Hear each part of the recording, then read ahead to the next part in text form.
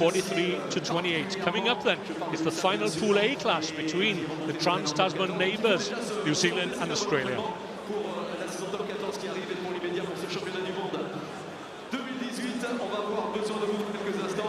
Great crowd, fine weather here at the Stade Aimé Giral, where they like their rugby just like their meat, red, bloody and close to the bone.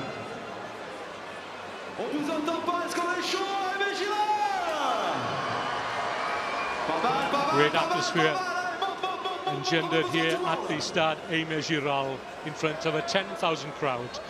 So the two teams, New Zealand are led by flanker John Christie, who crossed 3 times the last time the two teams met.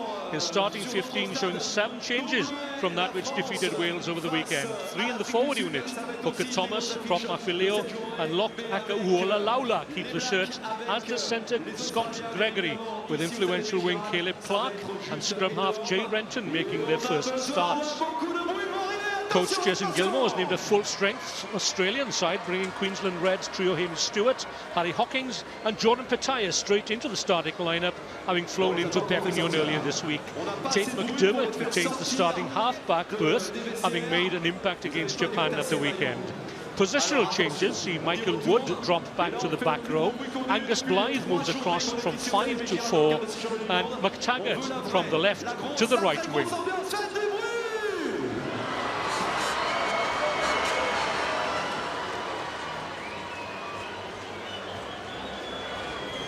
Et c'est parti pour le compte à rebours. Attention, 10, 9, 8.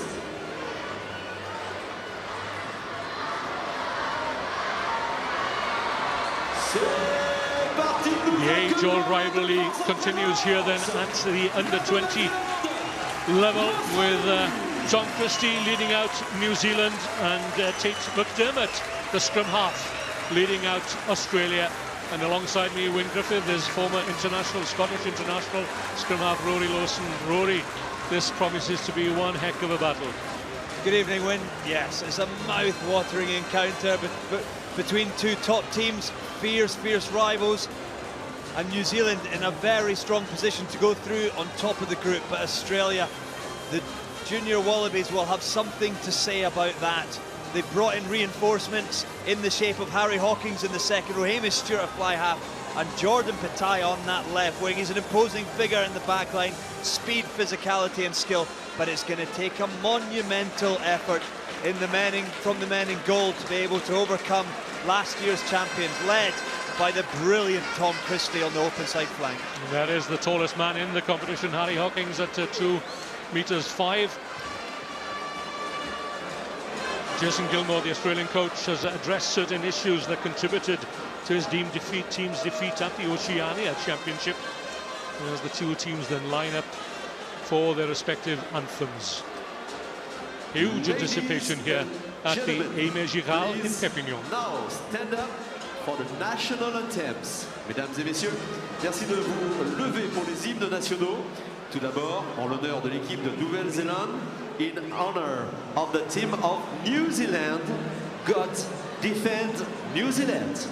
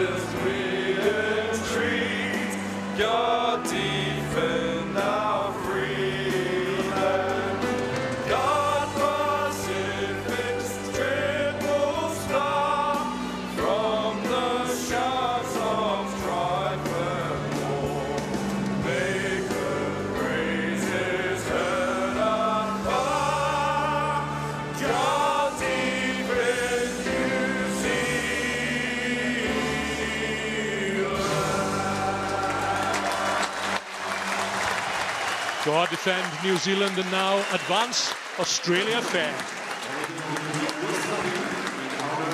The Australian team advance Australia fair.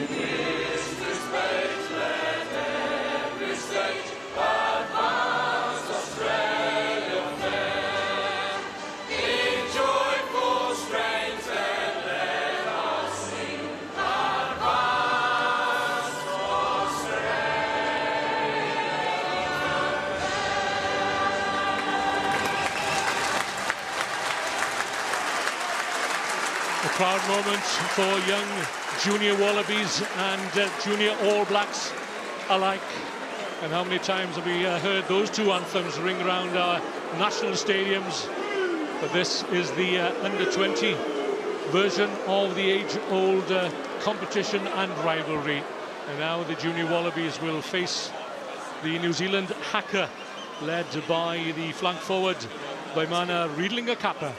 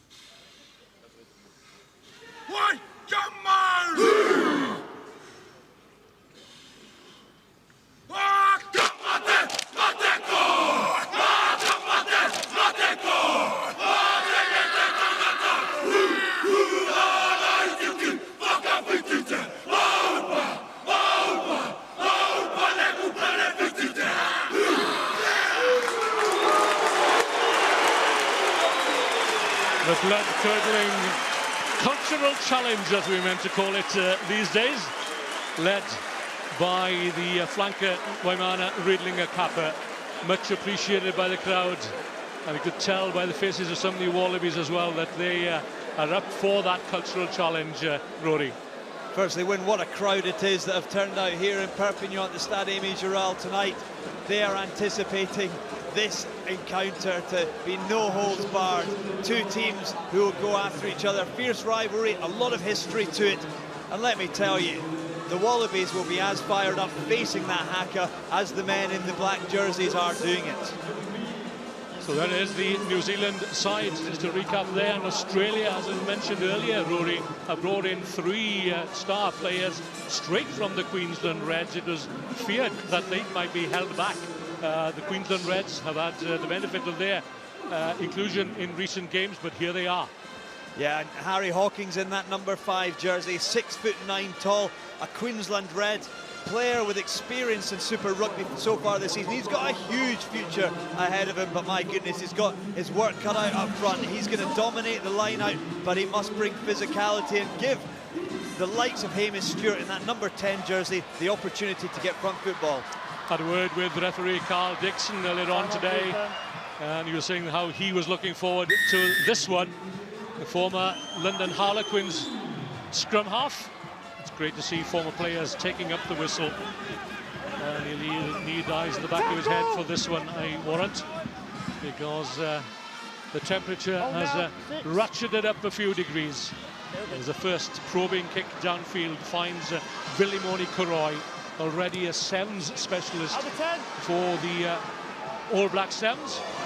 Great take there by Jamie Spowett, coming in late for Balin Sullivan, who had to pull out this morning. Stop, thank you. That's Mac Hansen slipping on what is now a slightly greasy surface, a greasy ball as well, probably late in the evening here.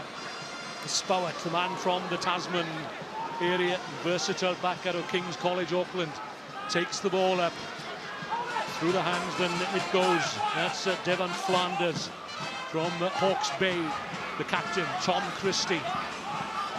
Quick ball for Jay Renton. Long flowing locks there of Scott Gregory from Northland. Not many players come through from Northland, so it's great to acknowledge them when they do come through. Renton tackles coming in thick and fast from Harry Hoopert there. Out into the hands of Flanders. Little chip through. Back there is Australian scrum half and captain Tate McDermott.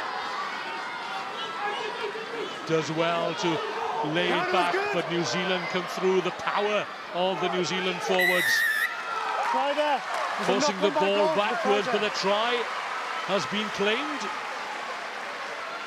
So the early score, an early dramatic score for New Zealand with less than 2 minutes on the clock. You happy, Husey? Well, there we go. You've struggled to come across a more bizarre try, but it's that man there, the captain, Tom Christie.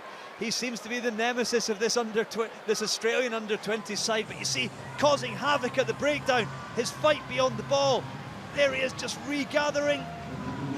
Oh, it looks like he just managed to gather on the ground and get over there. Certainly strong enough show of it that Carl Dixon was happy to give the try. Well, he didn't waste any time, did he, referee Carl Dixon? He is having a look, though, when it looks like he's seen it on the big screen again. Yeah, New Zealand is Harry Plummer getting ready to take the conversion, and if he had been able to take it quickly, then he couldn't have gone back to have a look at the screen. When the screen ahead of Carl Dixon, there is some doubt, an element of doubt, and I'm not really surprised that he wants to have another look at it just to make sure. It was a real mess, wasn't it? But it was a show of intent, early stages from this New Zealand under-20 side. Just check the grounding and have a look on the screen. Okay. For me, you don't ground the ball. But, okay, thank you. Yeah, Graham Hughes is the television match official, just hinting perhaps that the ball might not have been grounded by Tom Christie. I think the initial angle we saw, Rory, might have been a better angle. So he's no longer in possession of the ball. He's not in control. Okay. Yeah. No try.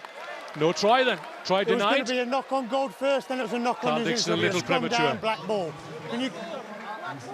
So knock on, then knock on. Yeah, for me there were enough questions to be asked in there. Well done, Carl Dixon. Where was the mark for the and Graham Hughes working together on that to decide it wasn't a try. But for me, Tom Christie was potentially out of the game. He was off his feet on the ground and then managed to gather the ball and go over. So there were a number of reasons for not giving the try. It is, however, the junior All Blacks put in at the scrum, deemed to the junior Wallabies having deemed to have knocked the ball on earlier on in the play. Well, one part of me says full marks to Carl Dixon for going with his gut feeling that in a game so important as this one, yeah, it's great to have the eyes in the sky, so to speak, from Graham Hughes. So it's a New Zealand put in, some 8 metres out from the Australian try line. They move it into the centre. Gregory, he'll have a go, bursting through in midfield. The forwards are there in numbers, and that's the lock forward, John Akawola Laula, held up short of the Australian try line. And again they come, this time through Plummer, the outside half, and this time there's no mistake.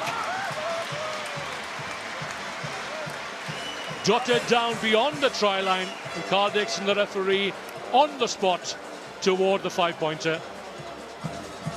Nice, technically. It didn't take them long to get over that whitewash a second time. Plummer, just a dummy on the outside, right-footed step, manages to take the eyes of the defender off him for a half second. And didn't he do well to wriggle through the tackle there? Got his arms free, got the ball free, drove the legs and managed to peek over the whitewash. There he is, nodding to Carl Dixon. I'm over, sir, give the try. That's his first try of the tournament. Craig Philpott is the New Zealand coach. 22 points in the tournament. Come into this last pool match 1 point ahead of Wales' Kai Evans. And Wales earlier on this evening, well, got away with it. Just about 18-17 against Japan. 5 minutes into the game, Plummer to add a conversion to his own try.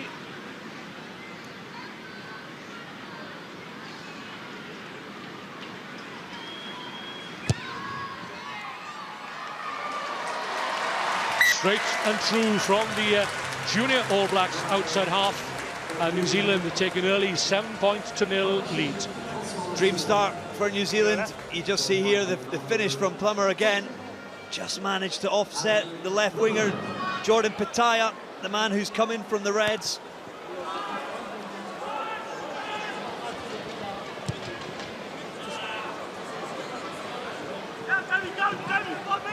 High hanging kick, finds touch. Mark Hansen thinks about the quick line-out throw. Yeah, Harry Plummer took his try, slotted the conversion, but he's put in a couple of kicks that have been below the standard that he would have expected himself. He was cursing himself after that one, just coming off the outside of the boot, giving Australia a good attacking platform. Well, he took a sly look at me when I said that Harry Hawkins is the tallest man in the tournament. Yeah, he is a centimetre taller than Angus Blythe. His partner in the second row, 2 meters 5 and 2 meters 6 centimetres. So Australia barreling downfield through Tom Ross, the tight head with the red scrum cap. Predominantly red scrum cap. In goes Tate McDermott, the captain. From the Queensland Reds and University of Queensland. Twists and turns. Has already appeared for the Australian Sams squad as Tate McDermott. Into the New Zealand 22. McDermott has a quick look over towards the blind side. That's where Mark Hansen, the fullback, is lurking. Matt McTaggart, the right wing, is there as well. Getting in amongst them is Flynn Thomas. Forwards. It was stripped industrious forwards. New Zealand hooker. You can see already the New Zealand under-20 side going for the rip early doors. That two-man tackle, someone chopping low, and then someone identifying where the ball is. Is it exposed? Can they get a hand in? And that one there was stripped clear, but as Carl Dixon, the referee, said, it went forward off the back of it. You can see it was the hooker there. Going in at Flynn Thomas. Powerful, managing to rip the ball clear, but the ball went forward, giving Australia a really cracking attacking platform here. Their first scrum was under pressure just before New Zealand scored. This is an important one on their put-in. Australia have never defeated New Zealand at this level. They've met 5 times. Most recently in 2016 in Manchester. A 5th place playoff match. New Zealand won 55-24. Use the ball here now. Advantage. McDermott. The decoy runner was Isaac Lucas, the number 12. McDermott himself again asking questions of the New Zealand defence. In comes Samisi Chupo, the 13. Won't be required this time, but it's taken up by Mafu and Ross.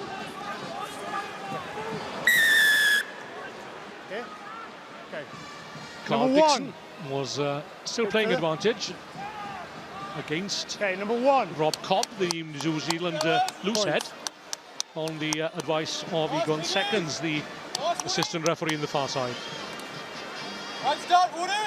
Interesting decision. The ball was cleared away from the scrum by Tate McDermott for the Australian under-20 side. But the assistant referee on the far side, Egan Seconds, suggesting that Rob Cobb was coming in on the angle on his opposite man, Tom Ross, at the tight head side for Australia under-20s. Good opportunity for the Australian 20s to bounce back, get the scoreboard ticking over through Isaac Lucas. Lucas takes a deep breath, steadies himself. And the Australian bench will be willing this one to go between the posts. And make no mistake about it, those are Australia's first points in the game. They've responded to that early score from New Zealand, and after almost 10 minutes of play, it's New Zealand 7, Australia 3. I always love seeing the differing techniques of goal kickers. That's a new one for me from Isaac Lucas. Right. Almost looking as if he's prowling over the top of it. And so his brother Ben taking some interesting conversions on the 7-a-side stage in Tokyo, I seem to remember, a few years ago. And yeah, the latest in a line of Lucas brothers, the fourth brother to take to the international stage. Interestingly, at centre, normally a fly half. A lot of time spent in the back garden with his brothers, I would say, kicking those goals for fun. Well, I dare say there would have been a punch-up or two as well. Standard stuff. Flanders.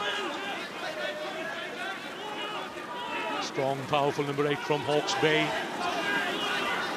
Frightening to think that he'll be available next year again for the New Zealand under-20s. Oh, the interception from Matt McTaggart. McTaggart against Koroi. Cuts back inside, gets support from the flank forward. That's Fraser McWright.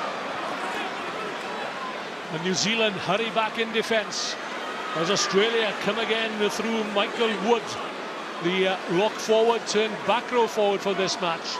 And another interception, this time from New Zealand, number 8, Flanders. Away he goes, the high-stepping Flanders.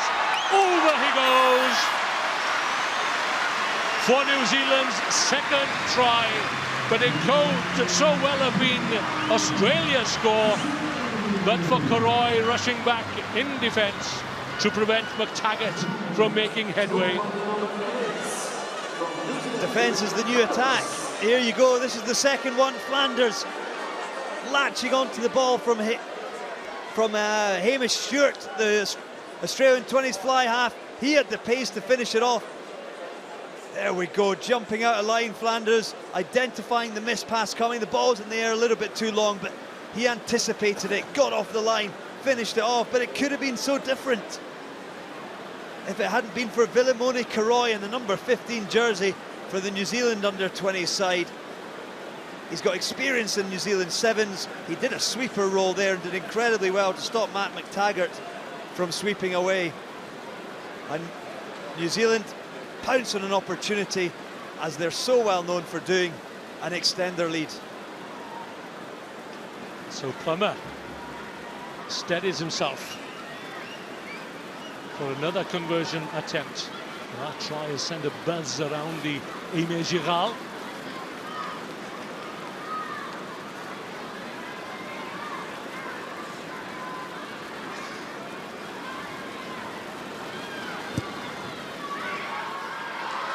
Good strike again from the fly half. As we look again, as an aside, by the way, Rory, to the try initially from Flanders. Well, he was a 100-metre sprinter in year 12 in school. Yeah, you saw the first one there, Koroi. It was Koroi that threw the intercept pass, and he obviously realised while the ball was half of the way to Matt McTaggart, he did well to cover back, and New Zealand end up getting that costly score on the board. So Flanders back to Plummer. It's good distance. Can't find touch. Stewart hoists the high one. Hanging kick. Finds his opposite number, Plummer. Lays it back on his own 10-metre line. Release 13! Good take by McFunnell, the lock forward, wearing 4. Tackle!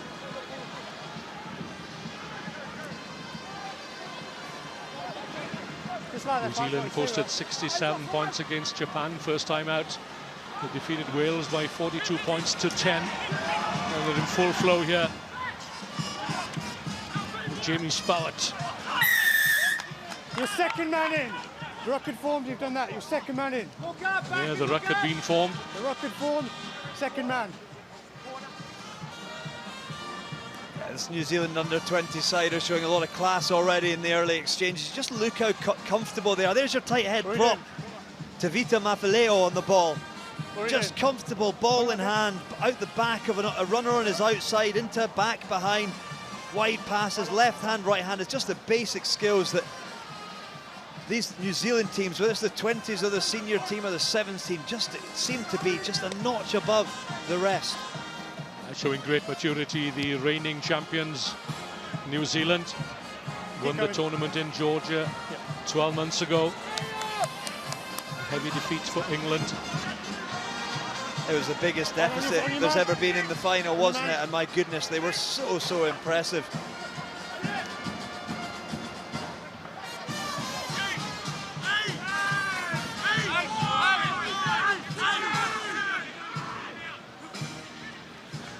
Good check by McFonnell at the back of the line-out. And the rest of the forwards drive in and around him. That's Flynn Thomas wearing 2. Hard-working hooker from Southland. Already debuted for the Southland Stags in the Mitre 10 Cup competition. Gregory. Those long flowing locks making look a little bit quicker than perhaps he is. Butler, if ever there was one. New Zealand looking for their 3rd try here after just 16 minutes of play.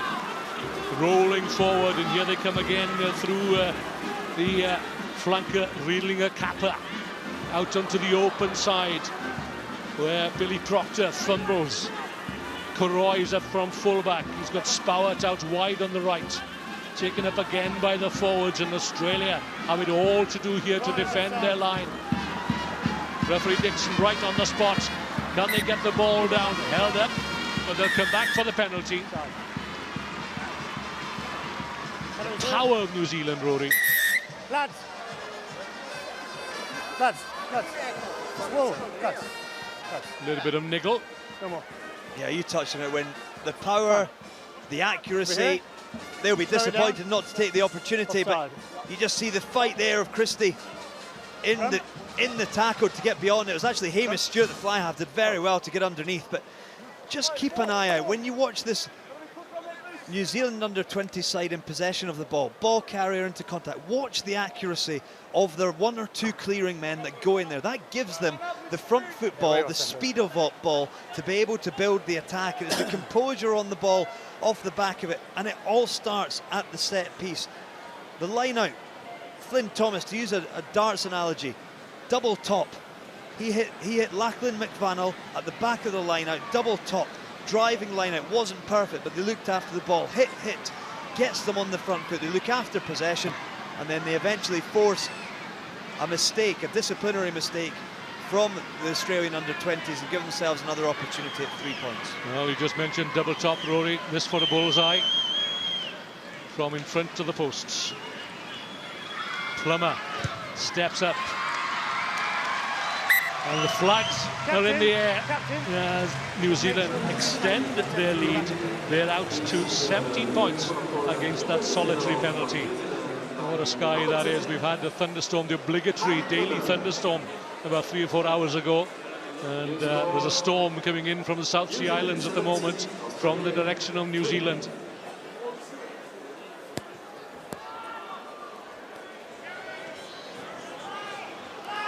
Spowett takes the ball into contact. That's a heavy hit coming in from Fraser McWright, and there'll be a penalty awarded for a high tackle.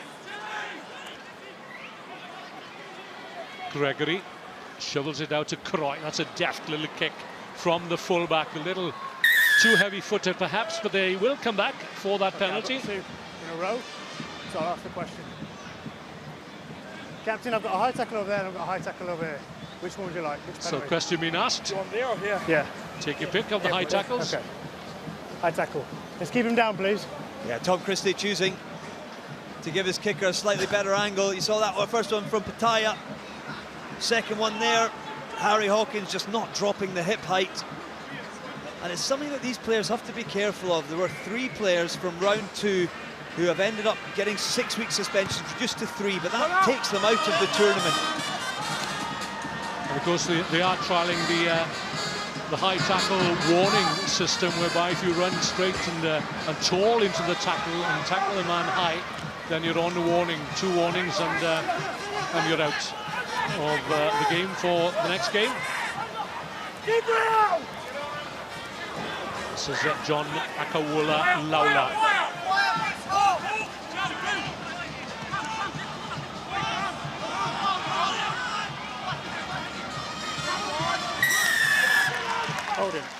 This time then it's an Australian penalty.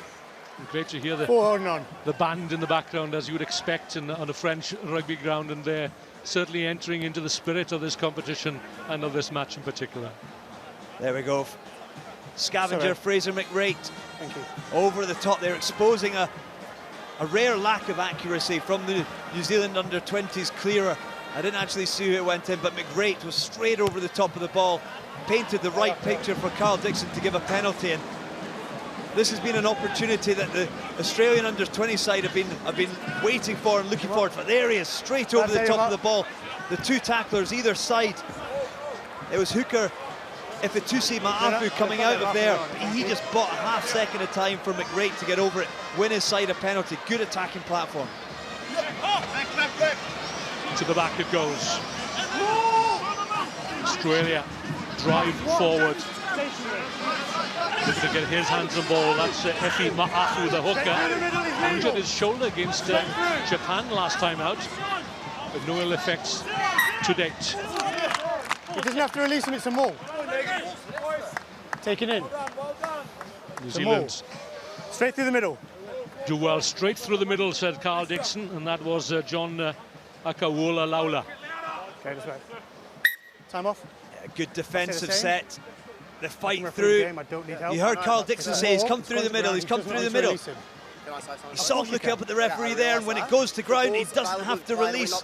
It's a maul gone to ground, he wins his team. The scrum turnover. Really good defensive line-out set there. Frustrations from the back on, please. Junior Wallabies side, because here we go, lads, let's go. Again, the line-out set was good. They had to go forward, but credit to Well, I alluded earlier that we were expecting a 10,000 crowd here this evening. I raised my eyebrows, but indeed, the attendance here is now 10,566. That's a brilliant crowd for this entertaining game between 2 of the top teams in the World Rugby Under-20 Championship.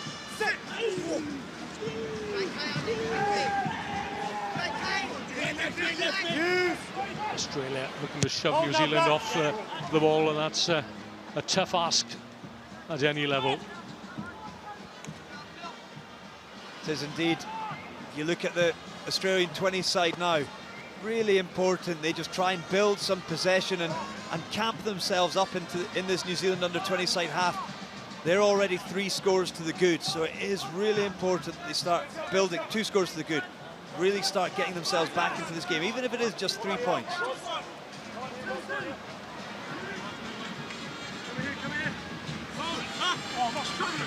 Australia aiming for the tall timber. Hocking it was. This is Lucas stumbling in midfield, probably flinching and closing his eyes as well. Dug out by McDermott, driven on there by Josh Kemeny. Almost a breakthrough by Tupou. Kemney's there with him. Hansen is there as well. Knock on advantage, Michael Wood. Ball knocked forward, and the first instinct from New Zealand is to attack. No advantage. Always going backwards. Most accurate of passes. Knock on. Here. Knock on. So it'll be a scrimmage put in for New Zealand. Yeah, just a couple of poor passes from both sides. That was just the pure collision. And Tavita Mafileo that tight head prop for the New Zealand 20s, hitting hard Inside. there, dislodging the ball off the back of it. A poor pass from Jay Renton, didn't find the man he was looking for, so Carl Dixon comes back for the scrum. Crouch! Harry Hupert on the loose head for Australia. Tabita Mafilio on the tight head for New Zealand. Packing down behind him is Captain Tom Christie. Stop now. Plummer keeps his eyes on the ball and delivers it safely into touch, almost up to halfway. It's interesting, I've kept an eye on that man there, Harry Plummer. 3 out of the last 4 kicks he's kicked. He's almost like a golfer who's getting the ball okay, but he's just not quite getting it flush. Again, that one, not quite getting the distance that he would have liked, not quite the strike he would have liked. But again, it's just the cleanliness of the exits from the New Zealand side that they generate possession, build a platform, exit. Stewart looks to bring the big man onto the ball. Australia driving forward. We need to retain possession. McDermott, Hupert, the looser prop, he was in there. Look at the strength once again of the New Zealand defenders, led there by Billy Proctor at 13. Wanted to get on with play.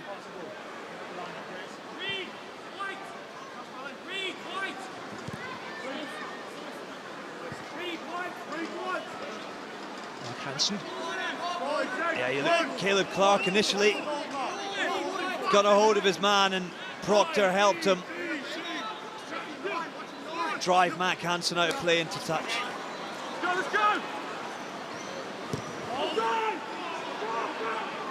It's a testing kick. Hansen, 33 carries coming into this match, more than anyone else in the tournament. Touched! It's touched! Kuroi chases back. Plenty of time. Oh, he needs to be careful here, it's been touched. Oh, his teammates have helped him out.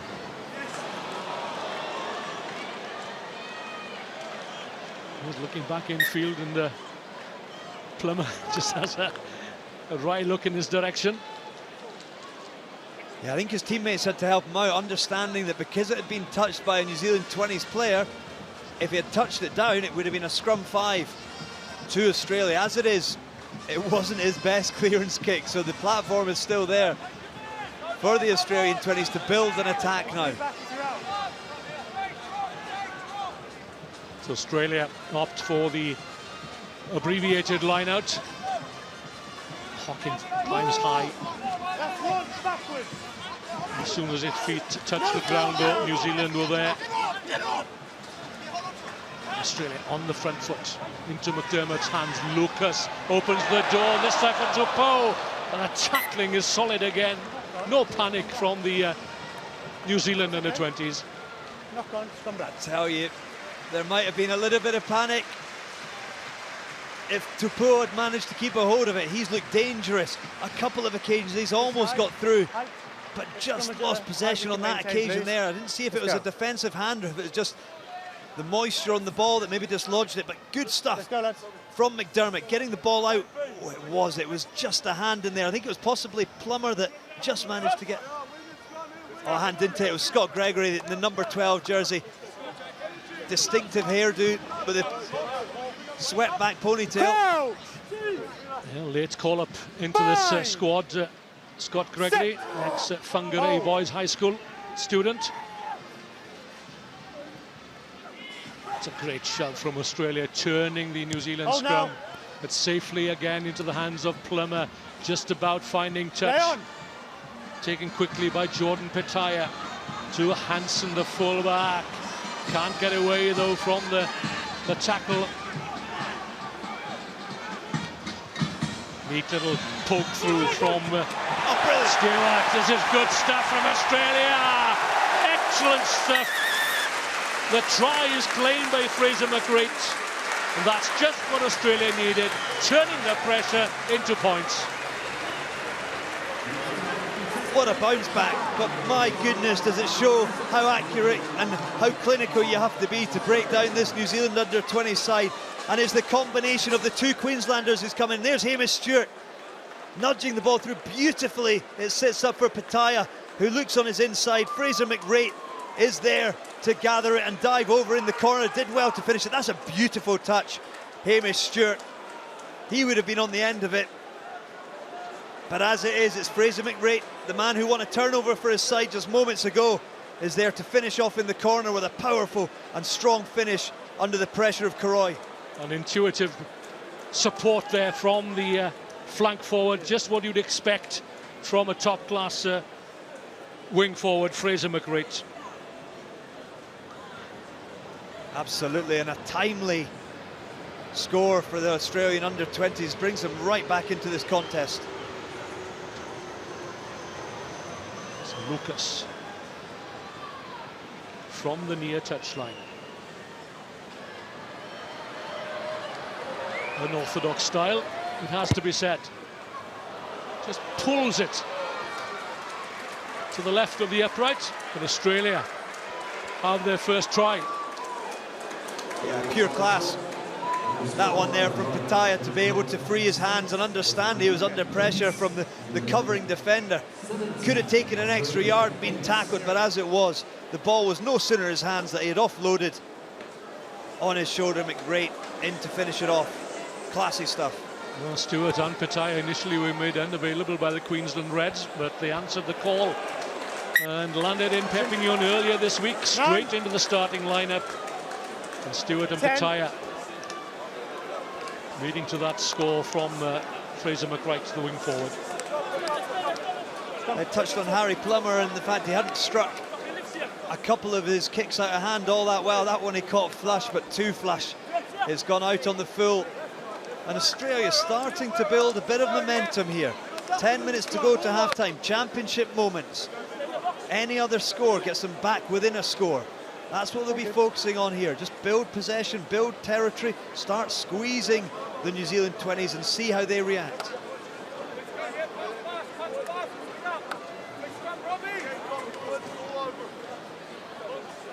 G. Renton spent the first 3 months of 2018 training with the Highlanders.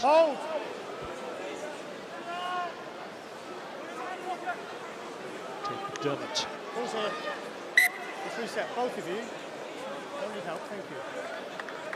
We're good, we're jostling and going down. Just need to maintain that height, please. Height, same mark, please.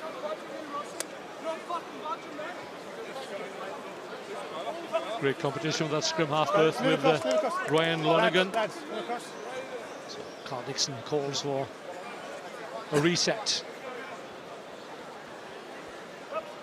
Carl Dixon, I don't think would ever have his eye on a squint feed as a former scrum half. It would be hypocritical, I'd say. Well, let's look for the hook. Fine. Set.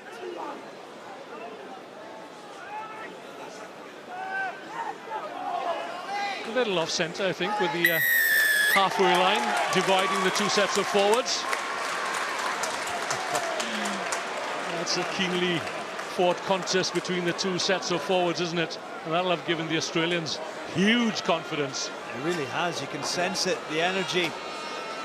They've grown an extra couple of inches. This young Australian 20 side, that scores built the confidence in them, and now they're starting to reap the rewards of it. Patience, staying in the fight. Cracking kick as well from Hamish Stewart there. Well, that's what he was brought in to do. And Australia are back where they want to be, and that's deep in New Zealand territory. And these two teams, they know each other so well. They've played against each other at schoolboy level. Now stepping up a gear. Stepping up a level.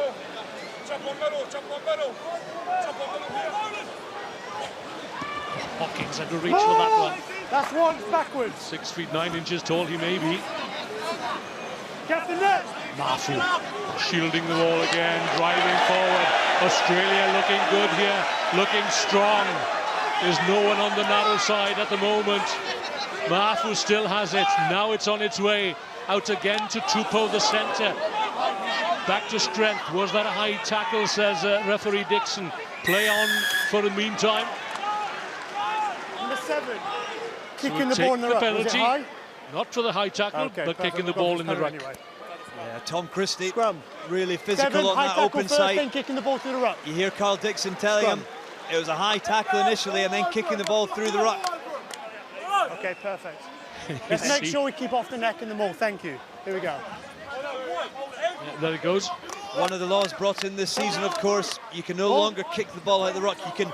You can scoop it back with your heels so long as it goes towards your side. But interesting penalty. The decision from skipper McDermott in the number 9 jersey is we're going to scrum, sir. They feel they've got the edge in that scrum, and it's a great position as well. You could see the Australian hooker smiling and licking his lips when the decision was made by Tate McDermott. Efitusi Afu. Set. Again, look how low the Australians are getting in the scrum and getting in underneath the New Zealanders. Advantage Australia. McDermott bringing in Pataya from the left wing. Still advantage to Australia. Christie gets in there, gets his hands on the ball. Back we go. It's a brilliant tackle by Tom Christie to be able to get out onto Pataya, who's a big, powerful man. Hold him up, get underneath the ball, wait for his charges to get with him, force them all. But Australia, again, they have got the edge at this scrum. Really interesting decision coming here. Would surprise me if they don't go for another scrum. Okay. Scrum. Yeah, well called there, Rory Lawson. The pressure just come down. Let me tell you, as a scrum half, seeing your front 5 power through on a scrum like that really lifts everyone in that side. It is an 8-man effort, but to have that arm of Carl Dixon go out while the ball's still in the scrum, knowing that the advantage is still to come, is really good. And clearly, the Australian 20s are looking to capitalise on this edge. Tate McDermott waits for his front row to get down.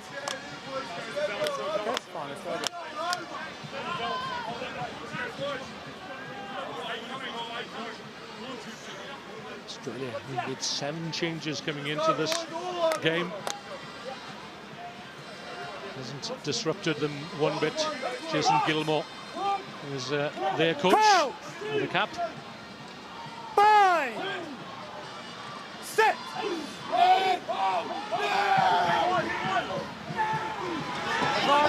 Again they get the drive on, and again they get the advantage from Carl Dixon, who goes round beneath the post immediately toward a penalty try, and that is a telling blow from Australia.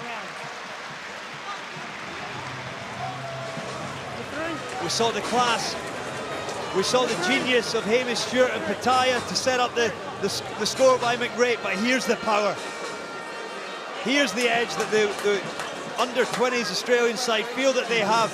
It's in the front 5, it's the power, it's the guys in that front row with the giants Angus Blythe and Harrison Hawkins coming in behind them. And it's powerful enough that Carl Dixon has given the penalty under the sticks. No conversion to come, of course. So it's a guaranteed 7 points. The New Zealand 20s are still behind their line waiting for the conversion, it seems. Yeah, they're having a little committee meeting behind the post there, but that is the case. Certainly a penalty try does not need to be converted. It's a 7-point affair. And let's get back to halfway. And within 2.5 minutes of the break, Australia are right back in this match, when it looked as if New Zealand in the opening 20 minutes certainly might run away with this one, but no, it's 17-15.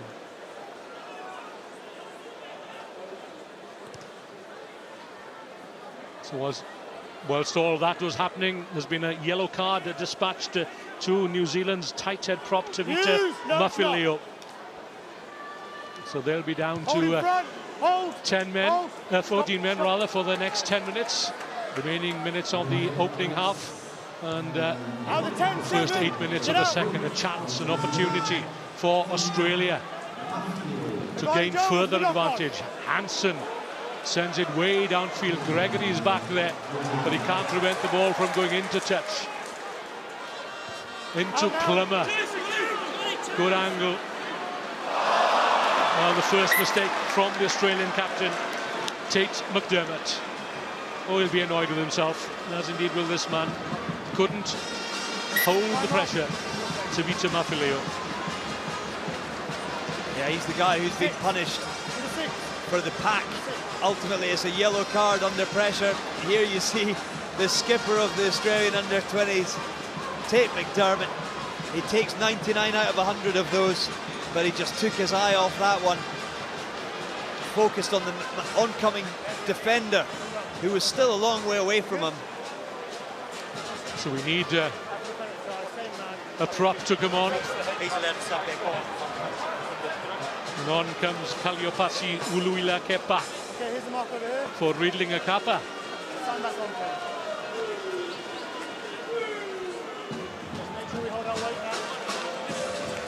Just to make sure that you're still on your toes in commentary in the final minute of this first half. On comes the man with the tough name to pronounce, Win. I thought I was getting off lightly when Riedlinger Kappa went off, but this guy comes on. And he is the heaviest man in the tournament at 145 kilograms. And it could be that he's wearing the 16 shirt, because that's the only one that'll fit him. That's to take nothing away from the young man who's taking his place in the front row. Powerful prop. So New Zealand through their scrum half. Jay Renton back in the Australian half for the first time in many minutes. First touch then for Uluila Kepa. Shoveled out into the hands of Billy Proctor. Billy the Kid Proctor, as he's known. And Renton absolutely livid with the efforts of one or two of his players. Needed more power, more weight to come over onto the narrow side. This is the hooker, Flynn Thomas. New Zealand looking to finish the first half with a flourish and hopefully with another score. 7 phases of play. It's there for Renton. Oh, lovely pick up there by Plummer, the fly half for the first 5/8, as he's called, of course, in New Zealand. The lock forward, Lachlan McFunnell from the Waikato.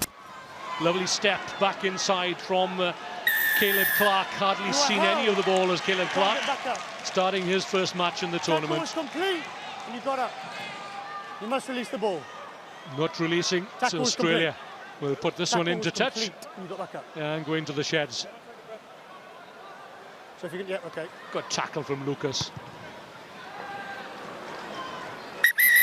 So there we are then, the ball into the grandstand on the far side. The rain is falling here at the Stade Aimé Giral, but what an enthralling first half we've had.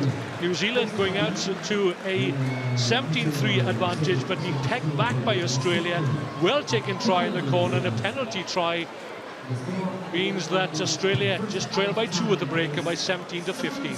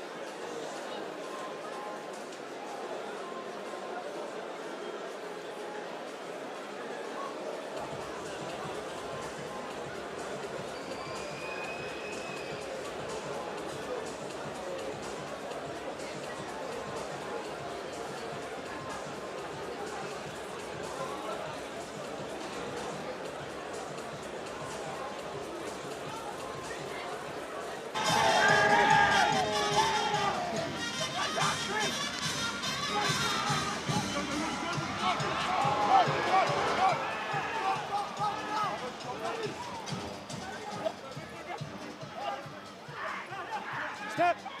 Step.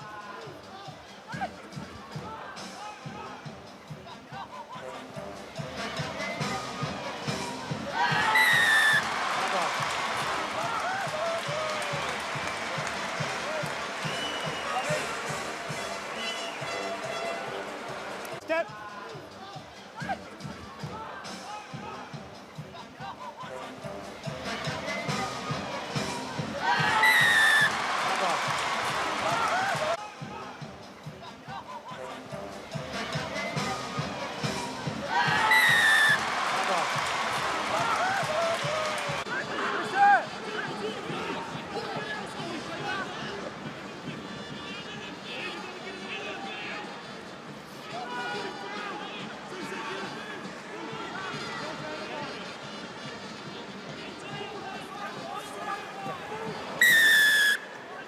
Okay.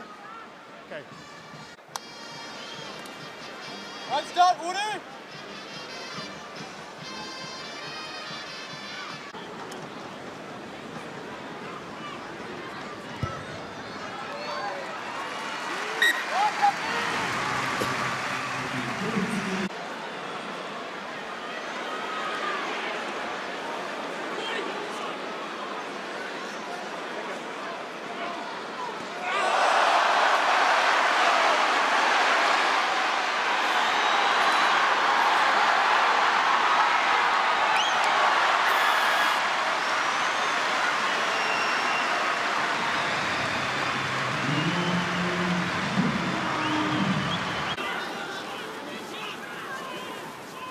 Six.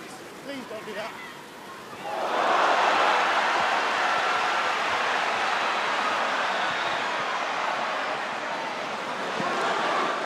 It's open play.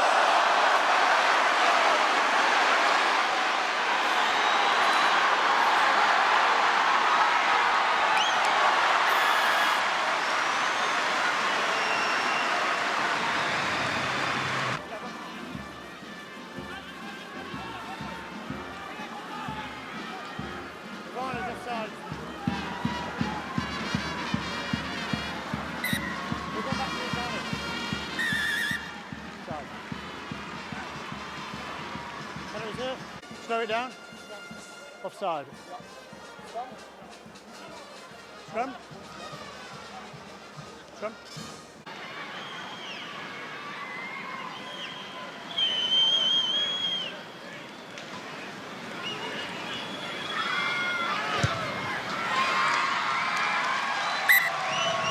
Captain. Captain.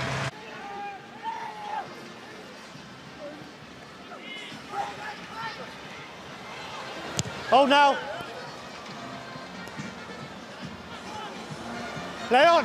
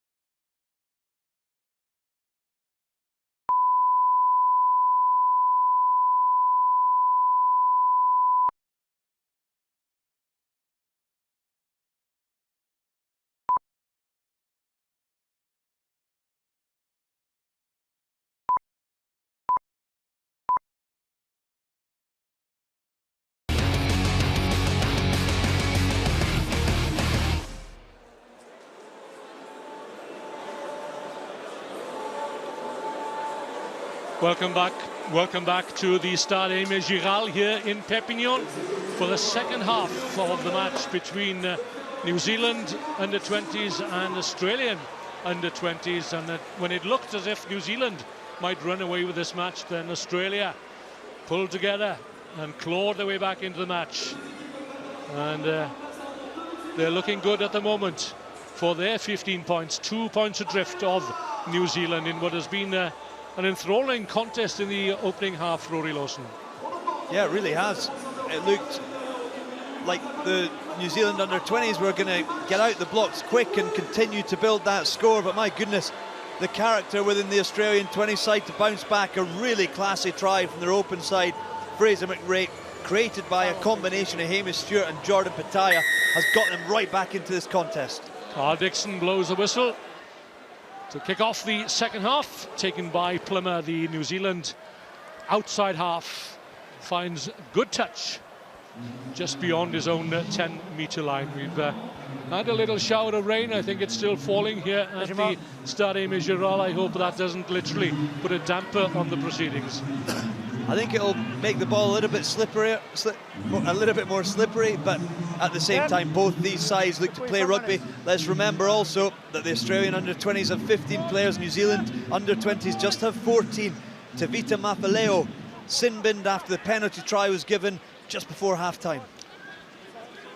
Xavier Numia has come on for Rob Cobb at loose head, whilst Tevita Mafaleo is still cooling his heels in the sin bin for another 8 minutes or so.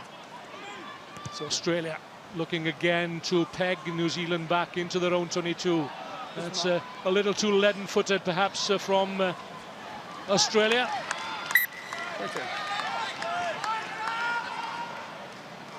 So we'll restart from the 22. That is the replacement Xavier Numia. Okay, thank you. Thought you were overextended. Numia from Wellington, one of 3 Wellington representatives in the squad. So Plummer drops out from the 22, straight into the hands of Matt Hansen. This is the back row forward, Josh Kemeny from Sydney University. Take a step.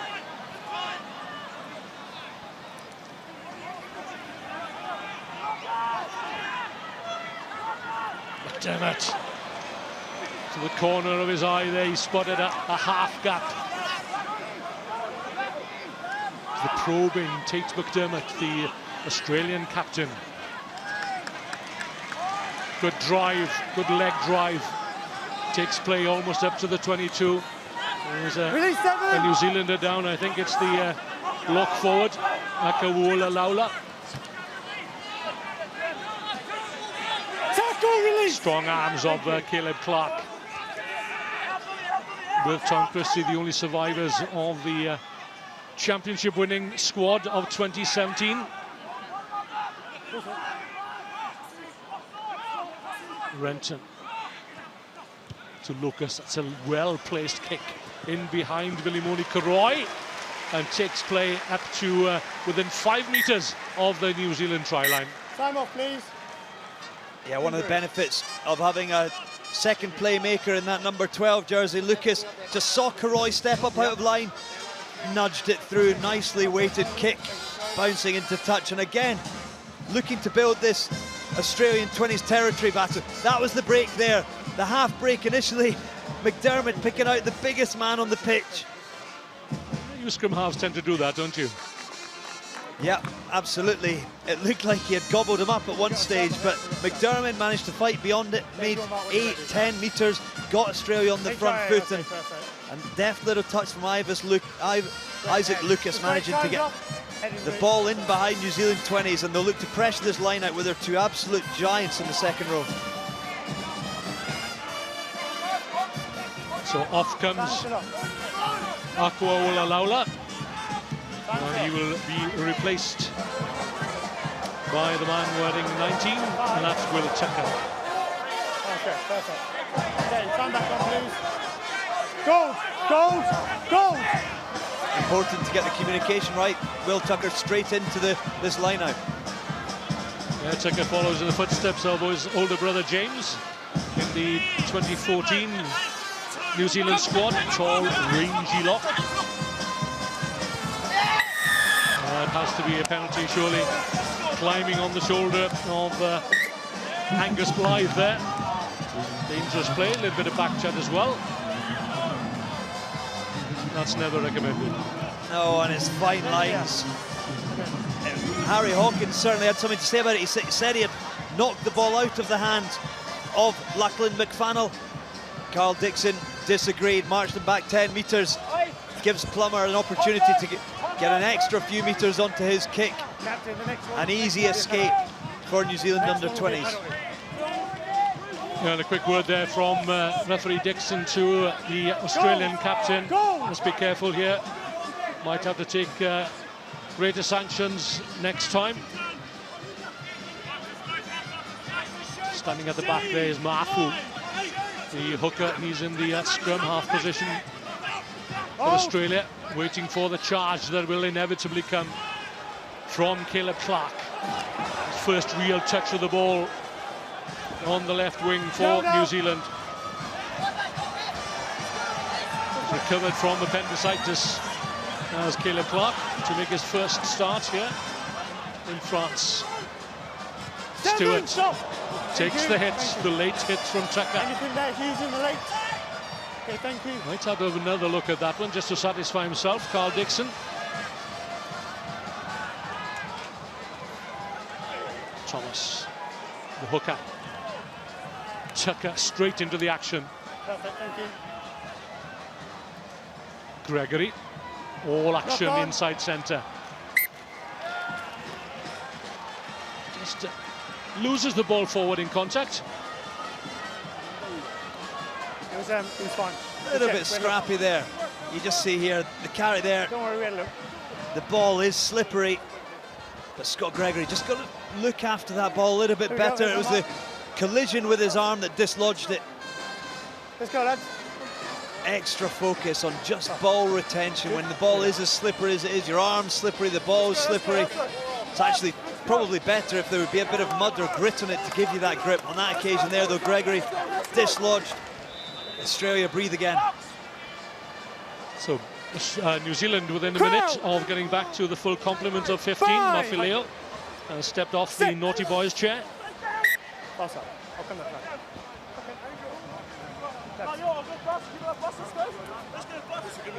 Okay.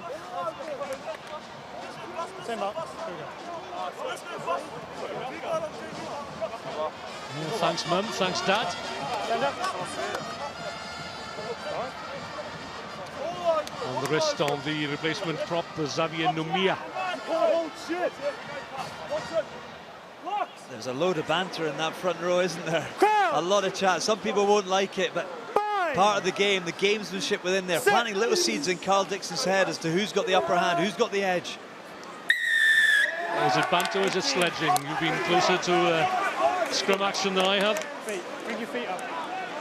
It's almost all in the same. I think it's there's certainly you can call. I think they do call it sledging. Certainly in cricketing terms, they do.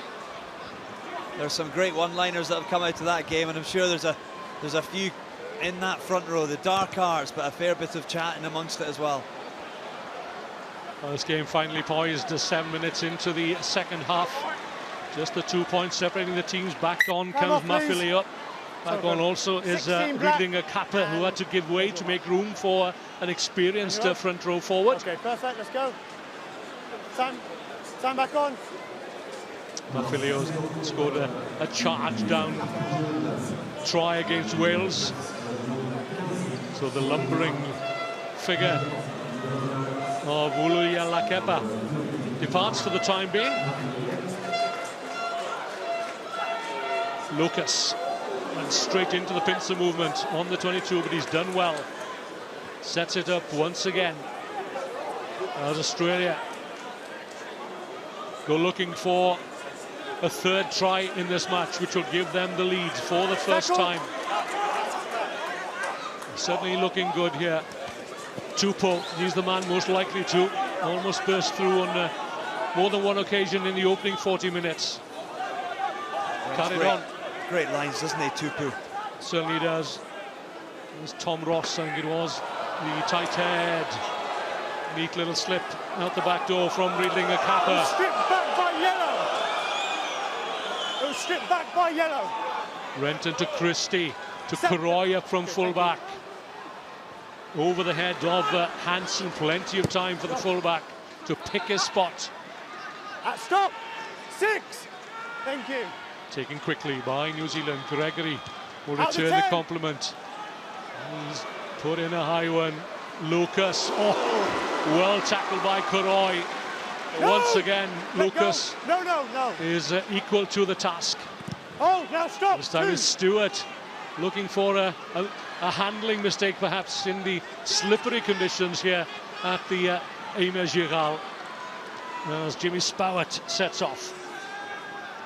3 tries for him against Japan from centre. Stolen by Australia, and McDermott watches as his kick trickles into touch on the New Zealand 22, and that's received well-deserved applause from the supporters in the stand. Yeah, that was a tackle from Karoy. Really good kick chase. You see the physicality of this match.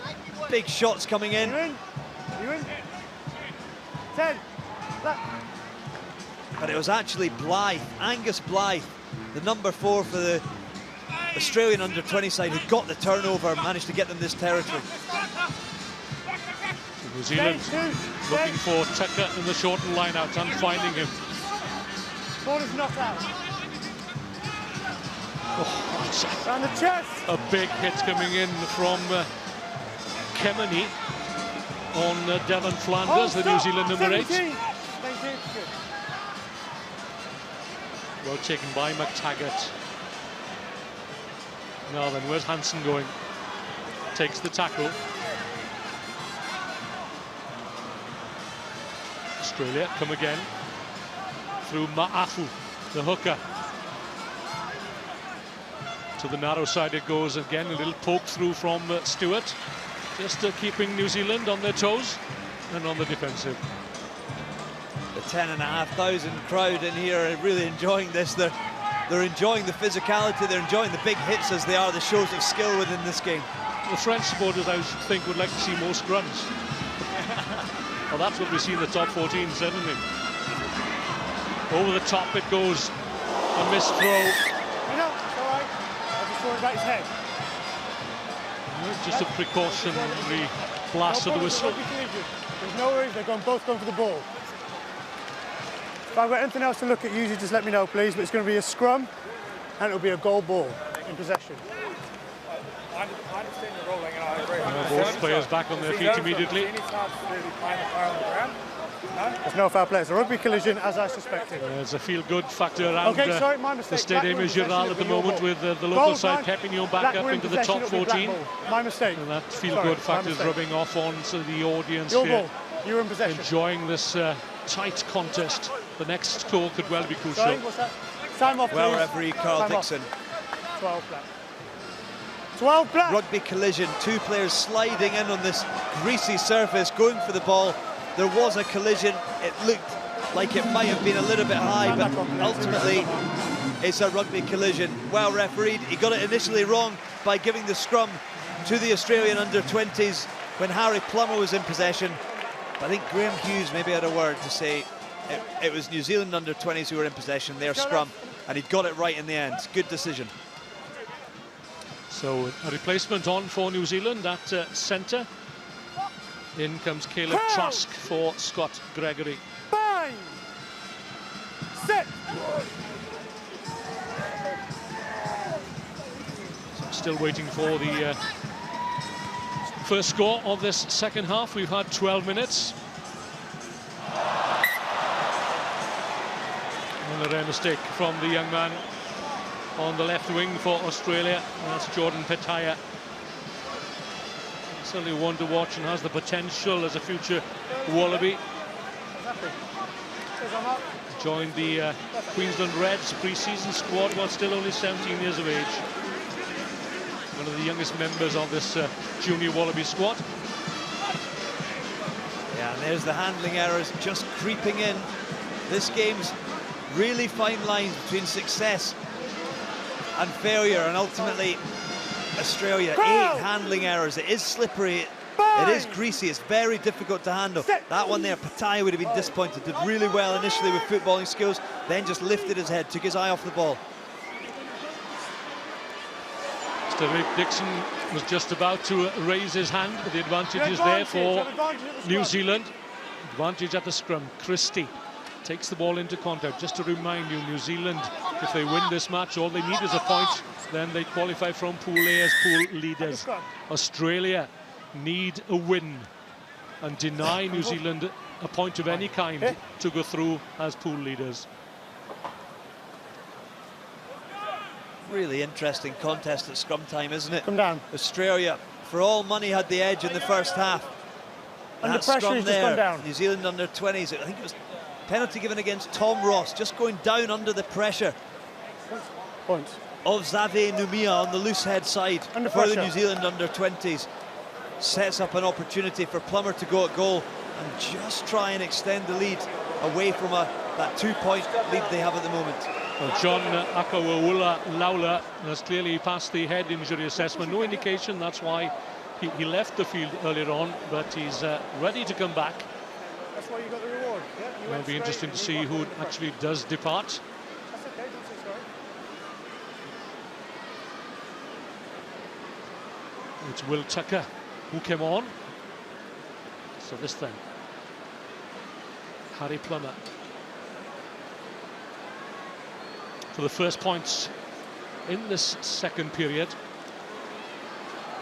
And to open out a 5-point advantage, which might well prove decisive in the washout after 80 minutes. Deathly hush around the Stade Amigiral.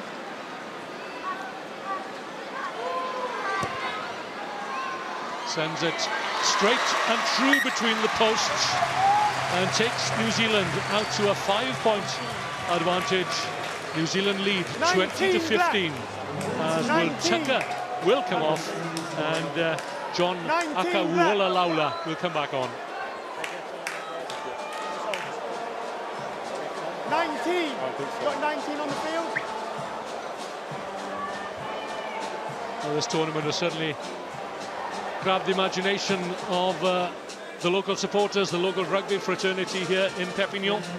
Great to see 10,500 here to watch an under-20s international. The brass band here in force as well. One of the things I used to love about coming to France, the band involvement, brilliant part of rugby. Yeah, the famed Dax band, of course, over the years would travel to various international locations in support of Les Bleus. So many bands these days.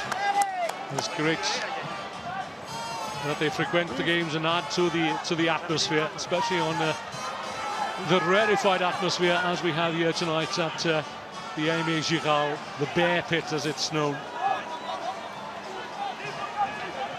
knocked back in the tackle. And it was Kemeny, the Australian number 8. Tom Ross has been busy. The tight head prop for Australia. Survive the clear out. Release it 7 now. You didn't survive the clear out.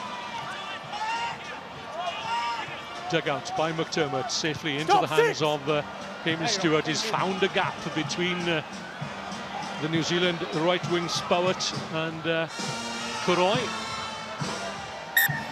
Trask, rather, it is, who's out there. New Zealand have reorganised the back line. Just slightly overcooked again there, looking for the corner, just came off his boot on an angle. Australia just looking to get that territory and start to squeeze this New Zealand under-20 side again. The respect shown from New Zealand 20s, going for the post, trying to build this score, trying to get more than a score away from Australia under-20s, but it is tight as we come into this final quarter.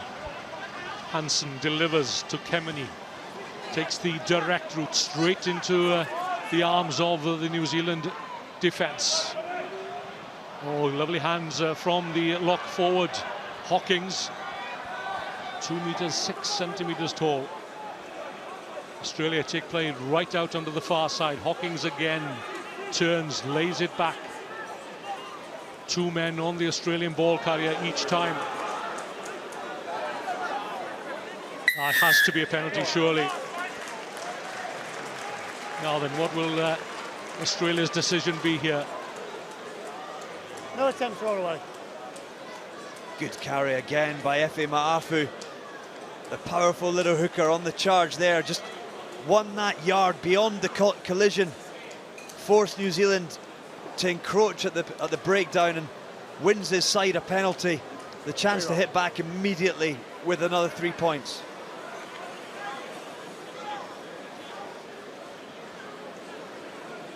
There you go. It was Xavier Numia off the bench for the New Zealand 20s, just lying on the wrong side. But it was the fight of Efe Ma'afu that got beyond the collision, forced him to fall onto that side, didn't roll away quickly enough. Carl Dix, an easy penalty to give opportunity for Lucas. Well, 2 Lucas brothers in France this weekend. Lucas Isaac, rather, here in Perpignan, brother Tom, with the Australian Sevens team in Paris, and probably looking on as well and willing this kick to go between the posts, as indeed it does, and the gap is down to 2 points once again. And an interesting aside to this match, England have scored 4 tries against Scotland in Béziers, which means that they stand at the moment as top seeds. And we remember, of course, that it was England in last year's final against New Zealand. So if New Zealand are to end the pool play as top seeds, then they need a bonus point here against Australia. Hawkins twists, turns. Great take, as you say, Rory. Take him back, stop, 2. Stop.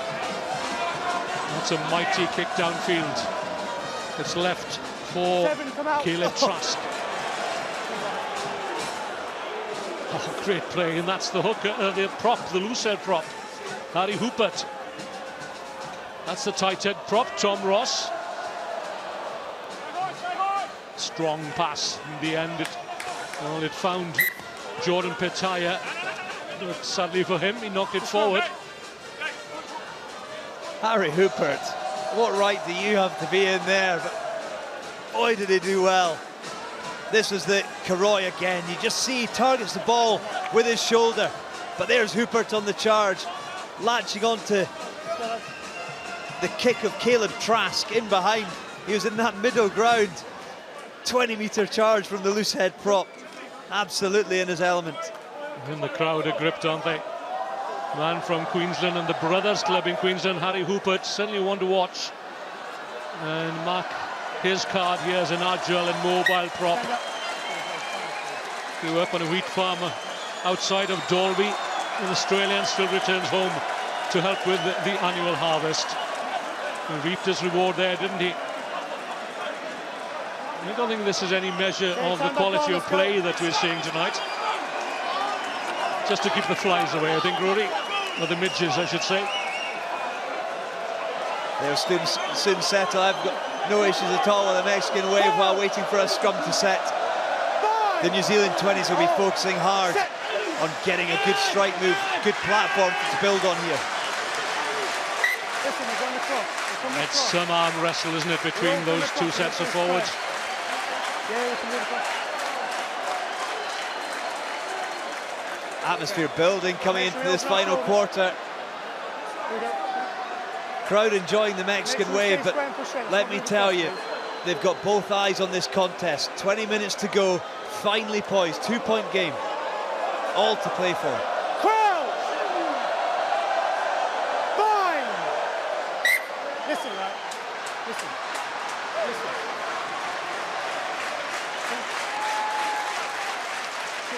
Head on head, no. You get your head in the gap, you get your head outside. Let's go.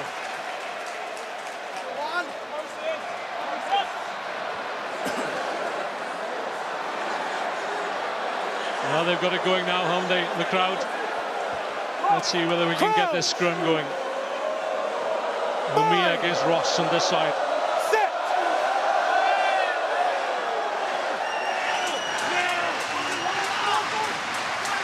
Renton feeds. Out it goes into midfield. Caleb Clark in from the left. This is Caleb Trask. He's got support on the outside from Spowart. Deep into the Australian 22. Plenty of New Zealand players offering themselves in midfield. Christie takes it up.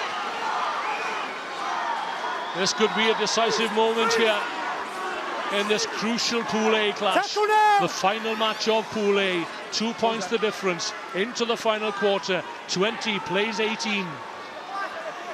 That's the Australian try line in the background. Count is good. And it's been stolen again. And coming up with it is that man Ma'afu yet again, the hooker.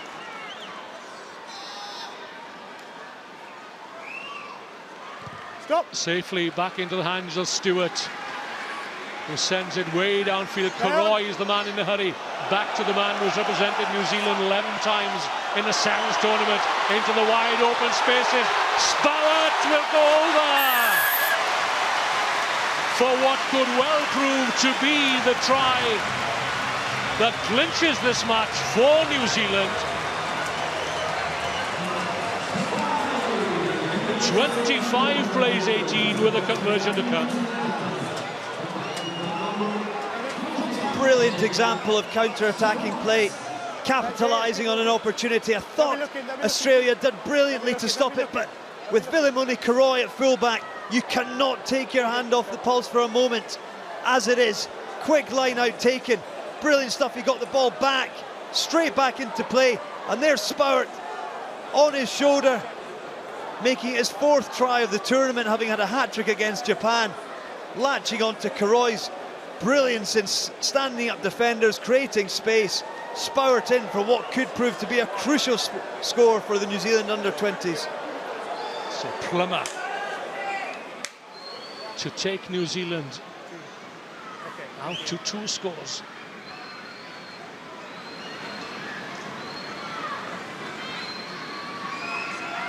So 13 metres in from touch. Oh, what a strike. Lovely kick from the New Zealand outside half, taking New Zealand out to 27 against Australia's 18, and this is how the try was scored. Vilimoni Karoy already played almost a dozen tournaments in the World Rugby 7 circuit. He's a hot stepper, he's got jet boots on. A youngster used to run 100 metres, intermediate champion, I think. And there showed all of the pace and power to set up Spowart in the corner. Well, New Zealand, they're eyeing that bonus point now.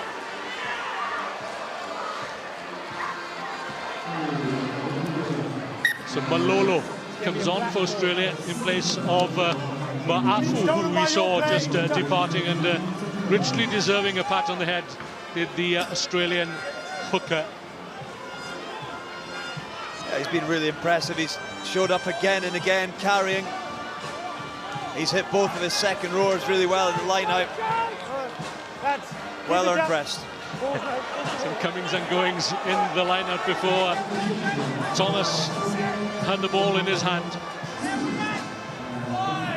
Flynn Thomas, the throw into a shortened line-out. The take is clean by Lachlan McFannel. And New Zealand, having soaked up the pressure, now find themselves 2 scores to the good. Oh, lovely offload from Kuroi. Just a tad forward, but if it wasn't not and Flynn Thomas had made contact, then he was away. Look at this. Beautiful outside Blake. And there's the offload round the back. Beautiful stuff. He managed to get his hands beyond McTaggart. Just forward pass there from Kuroi. But the thought process, the understanding, get beyond the collision, free your hands up, get the ball away. Always looking to keep the ball alive rather than dying in contact.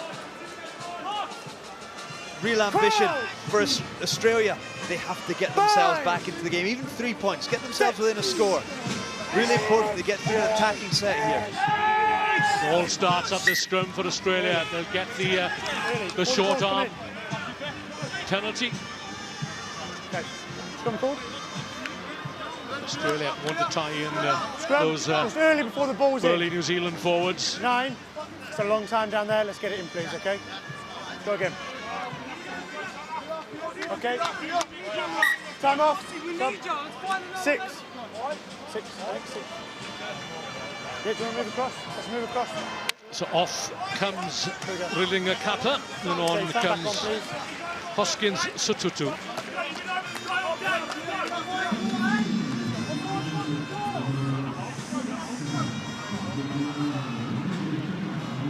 Sututu, member of the Blues team that won the Brisbane Tens this year. Dad Woisake was a Blues winger. 6.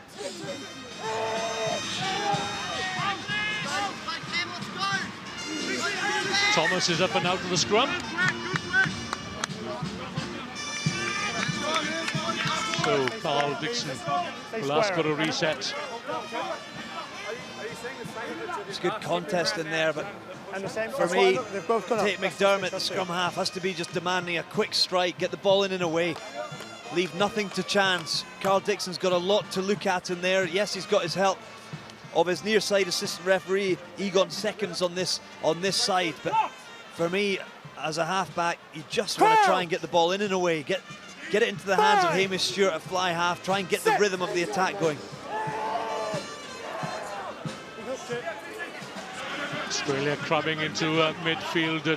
Tupau was the decoy runner. In from the right comes Matt McTaggart. Up from fullback is Hansen. Almost makes the gap round the outside break. McDermott back inside this time. Stewart onto the try scorer. That was McRae.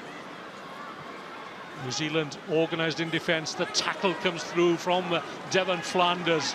And in goes a colleague to wrestle the ball clear. Not on this occasion, though. Kemeny stopped in his tracks.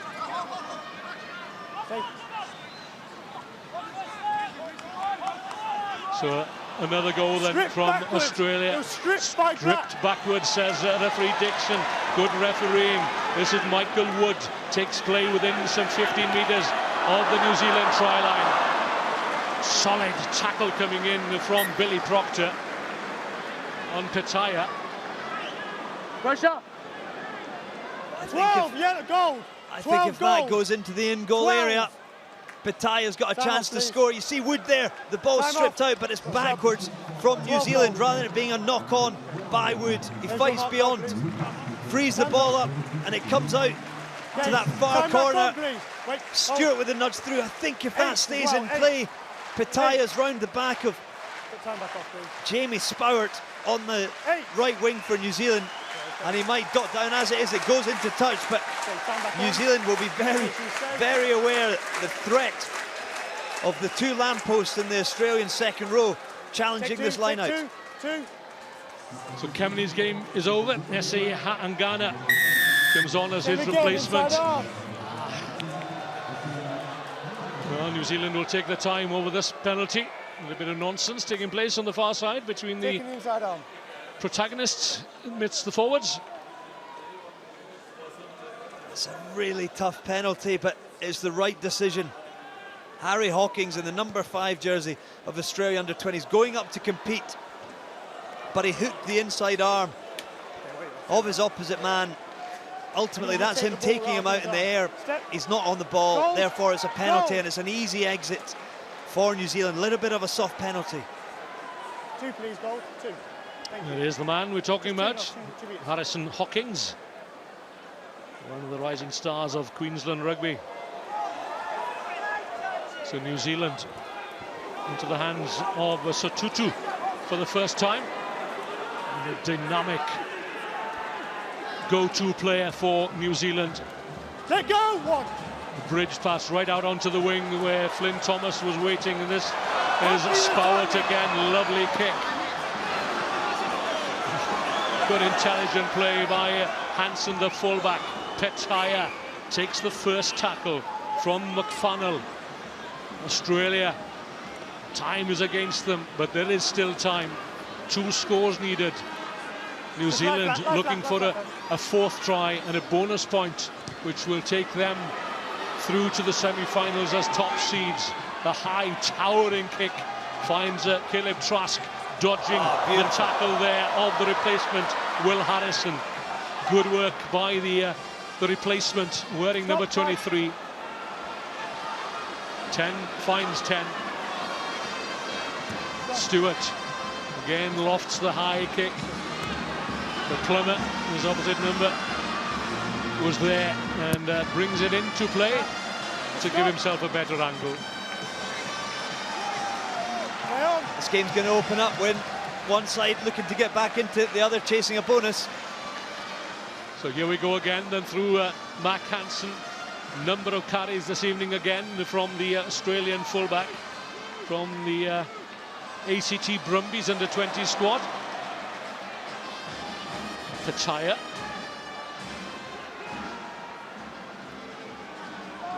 McDermott. Whoops. Hawkins can't take it. Oh, they were desperate for that ball in the Australian midfield. Hawkins just got a little bit too flat. The pass was just at him and he ended up fumbling it a bit, but look at that beautiful footwork from Caleb Trask. Almost managed to get away. This was nice play as well. Spowett there, he scored one already. The crowd thought that Mac Hansen might have, actually Hamish Stewart might have tackled him late, but for me it was well timed. I just wonder, I think there's a former teammate of mine and former All Black, Dave Hewitt, I think running the water on. He's across there with the New Zealand under-20s pack at the moment. I wonder whether he is making that team aware that they need to chase the bonus point in order to finish top seed for the semi-finals. We've seen some solid tackling tonight, haven't we, by both sides. How much it means for both these teams to go through from the pool stages. Great work there by the prop forward, Harry Houpert. Yeah, just looking at the tackle stats, actually, when New Zealand with 82 tackles made, 11 missed. Australia, 65 tackles made, 22 missed. But I suppose when you look at the quality of footwork, the quality of operator within this New Zealand under-20 side, it's no surprise, but fair play to them. They've kept getting up, they've kept trying to make the tackles, but maybe that is just the difference between the two teams at the moment. Caught a glimpse there of New Zealand under-20s coach Craig Philpott. At a height we can all maintain. The look on his face suggesting that this game is not won yet. There's a lot of time ticking by at scrum time at the moment when it's going to be frustrating both sides, I think. Really keen to get a clean scrum here, get the ball back into play. New Zealand obviously looking to push for this 4th try. So back on comes Kaliopasi Uluilakepa. Crowd! That's a tight end, replacing Mafilio. Hold, just hold now. Hold, stay up, stay up, stay up. Now use. Dug out by Sotutu. Right back on their own try line. No options really, but to aim for touch. New Zealand in the ascendancy with just over 5 minutes remaining. And 1 goal. Time off, please. And 1 goal. Can you tell me who the captain is, please? That's their mark. That's their mark. The Hoopert calls it a day, as indeed does the captain, Tate McDermott. Lonergan is on at scrum half, wearing 18. The rumbling George Francis is on for Hoopert. 18. And receiving well-deserved applause for his efforts, as indeed is the captain, Tate McDermott. So at the moment, then, Australia outside a bonus point. And that could cost them. We've got the advantage. Goals. Let go now. Just a scrum advantage. Lonergan spins it out to Stewart. Harrison the replacement. Hansen up from fullback. Can't get away though from Jordan, from Caleb Clark. No, it's not out. It's not out. Not out. Australia still have it. Tom Ross, the tight head. Take a step. Take a step. Was that nudge forward by Lonergan? No, it wasn't. Play on, says the referee Dixon. As again, Stewart sends it high into the night sky and finding touch some 10 metres outside the Australian 22. 3 down. 20 on your captain, okay? Your 3's down. Your 3's down. Time is up. 4.5 minutes to go. Important times here for both sides. Injury there. I think it's Tom Ross that's down. Just on the end of a big collision there. He just got caught awkwardly there on the ground. Looks to be okay, just holding his neck a little bit, but those tight head props have got strong old necks on them. They certainly have, but when you've got Harrison Hawkins coming in at 118 kilograms over the top of you, it's not going to be comfortable. Absolutely not.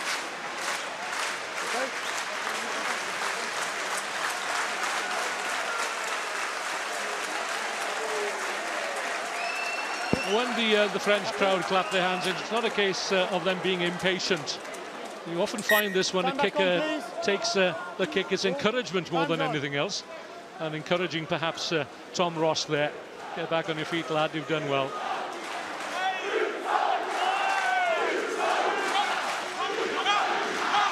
USAP. We want the world to know that Perpignan are back at the top table of French rugby next season. Perpignan, tough place to come and play in years gone by, and they're looking to go back up onto the European stage once again. 27-18, the ball spits out, and New Zealand are penalised. Let go of the ball. Get back ever so quickly. Here's the call for McFunnell. And Australia needed to get distance on that kick, as indeed they have. So Australia desperately need to get back within 7 points, and a losing bonus if that is going to be the case. At the moment, they're outside that 7-point threshold. 9 points the difference. A kick of any kind would do it. Again, the ball does not go to hand.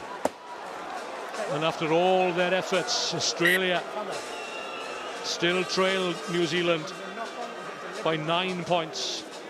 17-15 at the break. But that decisive try from Spowart has edged New Zealand into the lead, but they still won't qualify as top seeds as things are now. If they can get a try, a fourth try and a bonus point, then they will qualify for the semi-finals as the top seeds. England, at the moment, occupy that position. 12, 5, 6. Stay up. Stay up. That scrum is not moving. Lonergan, Kachaya with a show.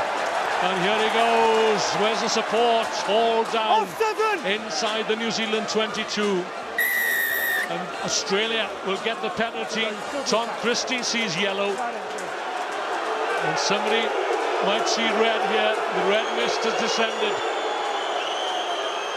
And Michael Wood is incensed. The Australian flank forward.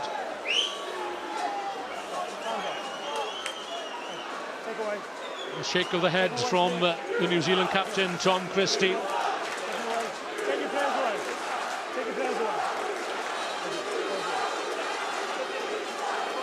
Great break there from left wing by Jordan Petaya from the West club. Christie came over the top and some Australian players took offence. Perfect. Captains, 2 captains please. 2 captains. 21. Captain. So Harry Plummer assumes the role of captain, if not peacemaker, as does Lonergan, the replacement. Quick glimpse there of the band, and the band played on. So New Zealand down to 14 men for the 2 minutes or so that remain. And a crucial kick this from in front to the posts for a valuable bonus point. And who knows, there might be time yet for a dramatic finish.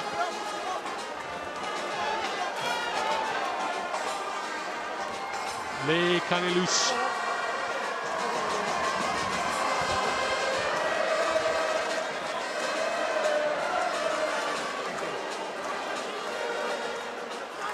So Australia, well, they opt for the scrum, looking for the 7 points with a minute and a half to go.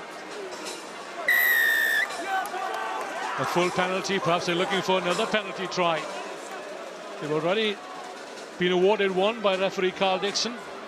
And of course, if they go for the post, then they go back to halfway and start all over again. Get our feet up. Bring our feet up, please. The clock strikes down to 1 minute. Crouch! Bind! Sit! Solid scrimmaging again from Australia. Lonergan to Tupou. Caught the ball at the second attempt. Hansen up from full-back. New Zealand keeping Australia at bay, and Australia could well be denied that bonus point, which was on offer a minute or 2 ago. And that decision might well cost them dearly as they come again through a try scorer in the form of Fraser McGrate. New Zealand get the penalty, and that should be it with 10 seconds to go. The ball stolen by Hoskins Sotutu. We've arrived at the 80 minutes. And New Zealand under the cosh for so long.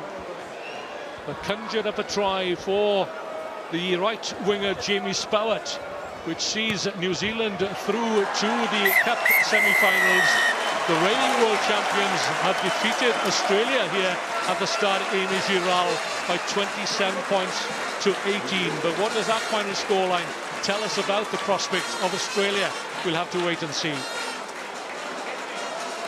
Full time then, New Zealand 27, Australia 18.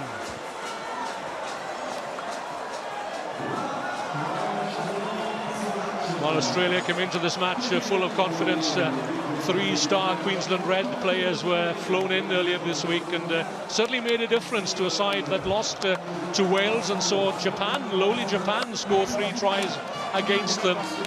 But New Zealand, with just Tom Christie and Caleb Clark, returnees from last season, they've rebuilt, but they still pose a threat as they look to hold on to their crown as World Rugby Under-20 champions. 3 tries then. Harry Plummer, the first 5'8", Devon Flanders, the number 8, and right winger James Spowett crossed for their scores. Nucrit and a penalty try brought Australia within 2 points at the break. But in the end, the New Zealand under-20s came out on top with a gap of 9 points at the end. They finished with 14 men, did New Zealand. So we can hear now that from the sin bin, New Zealand captain Tom Christie was with Rory Lawson. Tom, a win versus the old enemy. What's your overriding emotion after that game? I mean, what a game. They call international rugby a test match for a reason, and that match was a real test. Anytime we get to play the Aussies, it's just like playing your big brother, and no one wants to lose, no one wants to give them an inch. So that was the exact feeling out there. I mean, it was just like big brother on little brother just at home. So it's an amazing feeling out there. A lot of hard work went into that. So credit to the Aussies. They put up a hell of a fight, and that's why rugby's called a test match.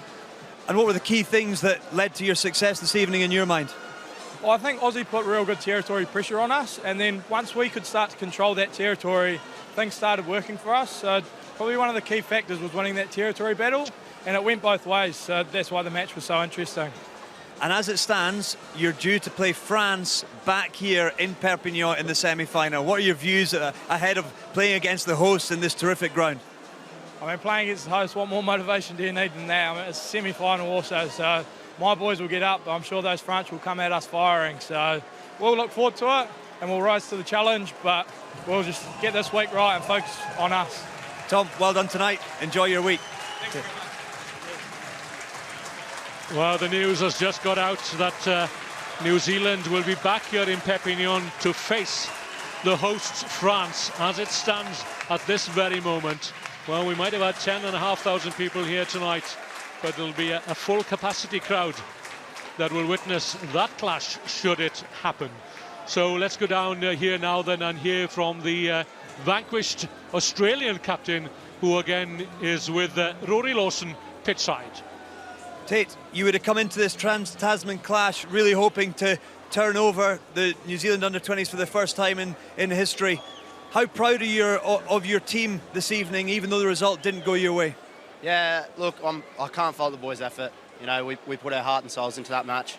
You know, at the end of the day, little concentration lapses cost us dearly. You know, we told ourselves that we'd come in here and put a show on and really have a crack, and you know, I thought we did, but yeah, you know, I can't fault the boys' effort. You know.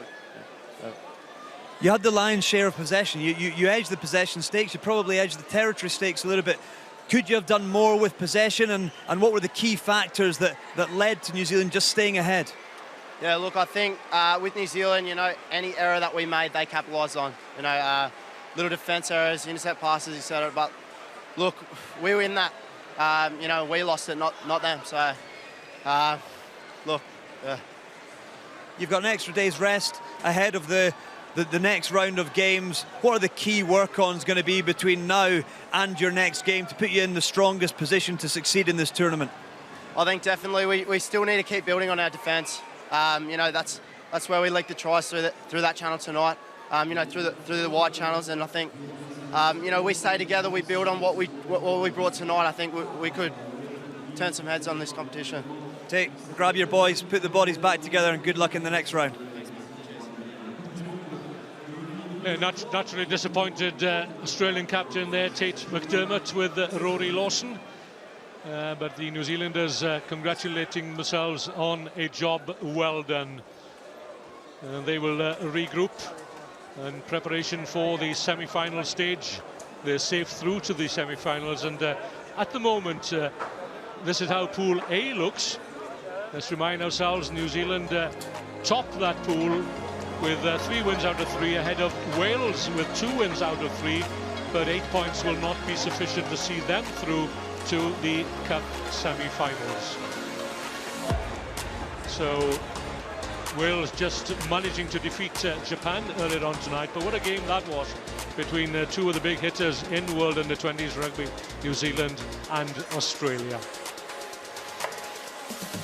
So then, the semi-final lineup is as follows. England will play South Africa in Narbonne, and New Zealand, well, they will face the hosts France here in the Stade Aimé Giral in Perpignan. And incidentally, it's the same semi-final lineup as we witnessed 12 months ago in Georgia.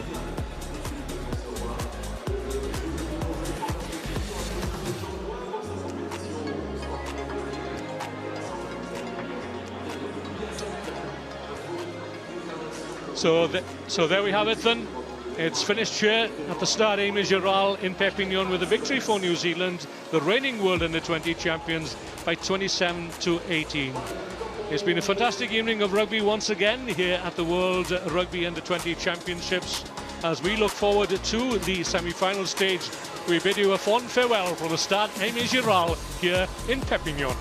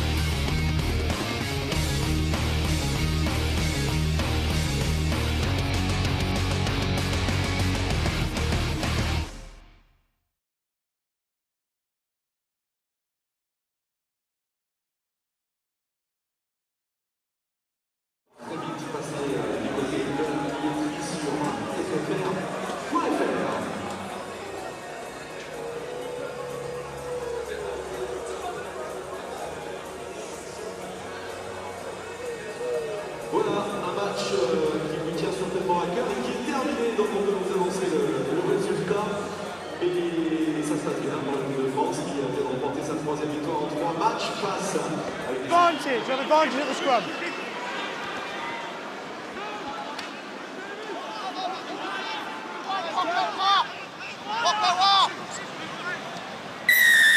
At the scrum. Come forward. Fine. Here.